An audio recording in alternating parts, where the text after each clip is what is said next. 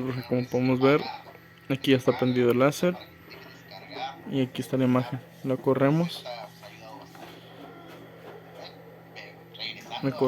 y ahí empieza a marcar lo que vamos a dibujar primero. Y aquí lo tenemos.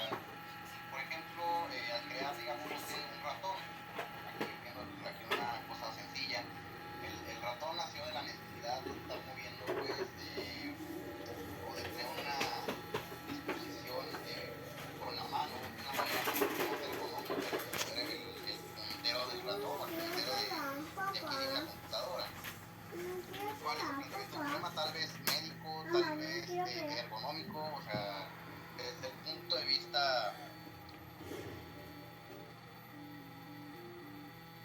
vista anatómico, pues es mucho más cómodo, incluso te es mucho más, se podría decir, pues sí, la palabra es ergonomía, es ergonómico que estar moviendo aquí con el touchpad. El ratón es un poquito más cómodo porque te permite estar acá un poco más alejado, te permite tener más relajado, en este caso el brazo. Básicamente es por qué nace cualquier distinto tipo de proyecto o dispositivo patente, pues siempre nace de una problemática. ¿Cómo nacieron? ¿De qué problemática nacieron los celulares? Pues por la necesidad de comunicación.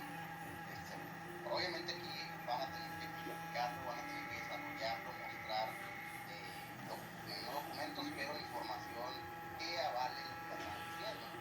Por ejemplo, los estudios tal vez, o algunos ejemplos básicos de cómo afecta ese problema tanto a la sociedad como a las personas. Generalmente constan de una hipótesis. En su caso, como va a ser un proyectito tal vez ya hecho, tal vez ya lo hayan visto anteriormente, pues tal vez la hipótesis no es como tal, pero la pueden simular. Una hipótesis es una pregunta. Generalmente cuando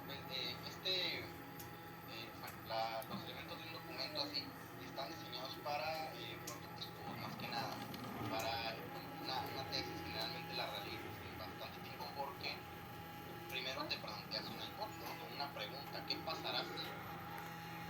¿Sí? Por ejemplo,